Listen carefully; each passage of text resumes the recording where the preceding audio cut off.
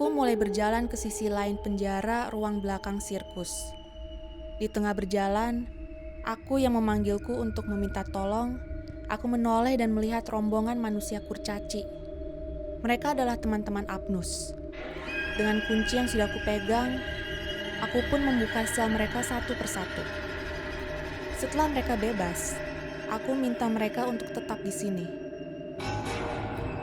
Aku berencana menghabisi semua badut-badut bajingan di luar sana, sehingga mereka bisa bebas keluar. Dan yang terpenting adalah si badut gila yang memegang remote detonator. Tentu saja kita tidak ingin berakhir dengan kondisi tubuh yang berceceran di mana-mana. Aku berjalan mengendap-endap di kegelapan sirkus. Di luar sana, aku masih mendengar suara badut-badut itu tertawa. Dan yang pasti mereka sedang dalam pengaruh alkohol. Ini mempermudah rencanaku. Aku menghampiri sumber suara di luar sirkus. Tentu saja aku tidak mungkin keluar. Bisa habis saat itu juga aku.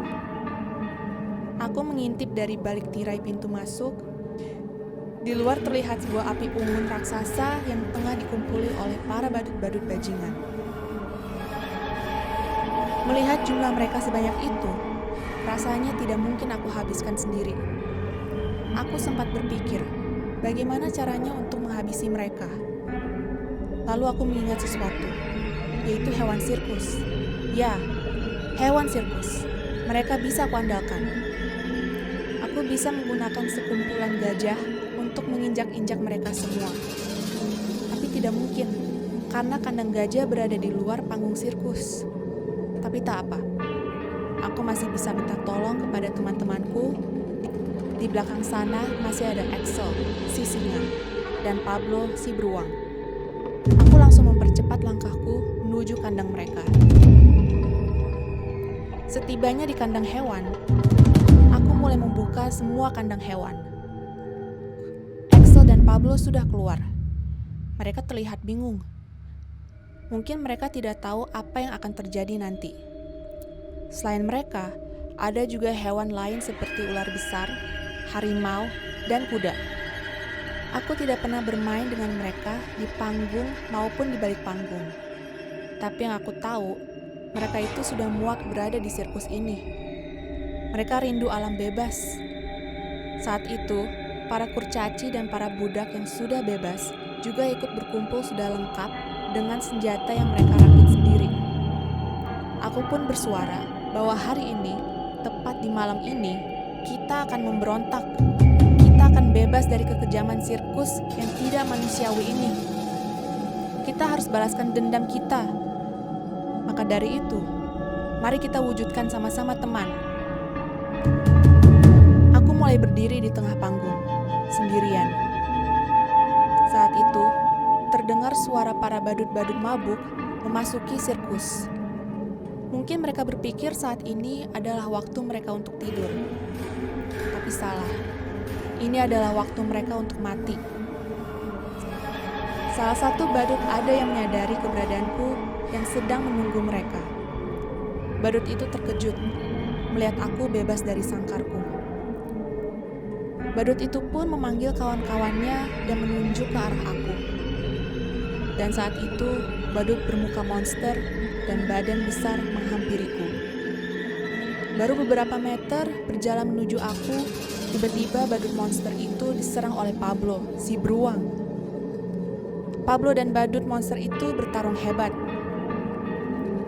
Pablo terlihat sangat bersemangat. Ia memiliki masa lalu yang kelam dengan si badut monster itu. Aku ingat pertama kali Pablo memasuki sirkus ini. Dia terlihat sangat ketakutan. Berkali-kali disiksa oleh si badut monster hanya untuk melakukan sebuah trik sirkus. Dan saat ini adalah hari pembalasan untuk Pablo dan untuk kita semua. Aku tersenyum bangga melihat Pablo yang begitu beringas merobek wajah si badut monster. Axel menghampiriku. Aku mengelus-ngelus kepalanya. Dia terlihat senang berada di dekatku. Dan saat itu juga badut api muncul, menyemburkan api kepadaku. Namun Axel segera menghadangnya dan menyerang si badut api. Badut api berkali-kali mencoba menyemburkan api kepada Axel. Namun tidak ada sehelai bulu pun yang rusak. Axel terlihat sudah sangat kebal dengan perlakuan mereka. Ditambah ketika dulu mereka menculik Axel dengan cara kejam. Badut api itu membakar tempat tinggal Axel dengan keluarganya, yaitu hutan. Sampai hutan itu hangus tak tersisa. Axel pun dimasukkan ke kerangkeng. Ia hanya memandangi tempat tinggalnya yang kini sudah rata dengan tanah. Ia melihat keluarganya tak tersisa. Semuanya rata terbantai oleh para badut bajingan. Kembali lagi ke sirkus. Pasukan kurcaci beramai-ramai menaiki kuda. Aku yang menaiki harimau, mereka semua terlihat sangat bersemangat dan menyerang para badut-badut bajingan itu. Sedangkan aku hanya berdiam diri melihat semua kemenangan ini. Aku tidak ikut campur, karena musuhku cuma satu, yaitu si badut gila. Yang sampai saat ini juga belum kunjung menunjukkan batang hidungnya. Badut gila harusnya ganti nama menjadi badut pengecut.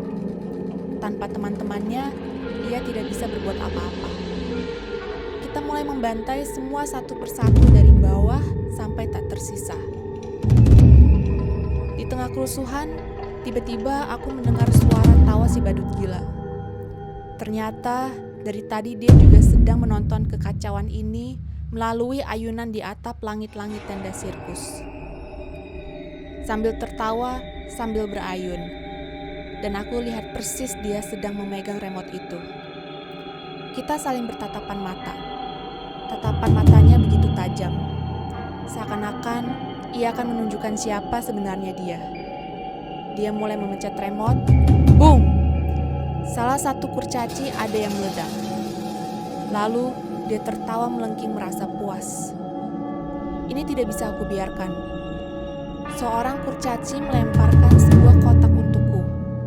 Aku menerima kotak itu. Ternyata kotak itu adalah kotak milik Apnus. Terlihat sebuah foto Apnus bersama keluarganya. Dan juga pisau lempar milik Apnus. Ya, Apnus adalah si kurcaci ahli pelempar pisau. Aku teringat ketika aku masih kecil. Apnus mengajariku bagaimana cara melempar pisau seperti dia. Dan ini adalah saat yang tepat untuk menggunakan keahlian Apnus yang ia berikan padaku. Badut gila itu masih berayun-ayun di atas langit-langit. Ia merentangkan kedua tangannya sambil berdiri dan tertawa melengking. Suara tawanya terdengar sedang meremehkan aku. Aku mengeluarkan pisau Apnus dan langsung melemparnya ke arah si badut gila. Shoot! Pisau meluncur menuju si badut gila. Badut gila tersentak. Pisau itu gagal mengenainya. Si badut gila tertawa dan meremehkan aku lagi. Tanpa ia sadari, remote yang ia pegang di tangannya sudah rusak akibat pisauku. Ya, tanpa remote itu, badut gila bukan sebuah ancaman besar. Teman-temannya pun satu persatu tumbang. Badut gila itu terlihat mau melarikan diri keluar dari sirkus. Aku bersiul dengan kencang. Seekor kuda datang. Dia adalah Turkoman. Seekor kuda besar yang sangat gagah. Aku langsung menaiki Turkoman dan mengejar si badut gila kemanapun dia pergi. Sedangkan teman-temanku semua terdengar bersorak dan menyemangatiku. Tenang saja, aku akan tuntaskan pembalasan dendam kalian semua.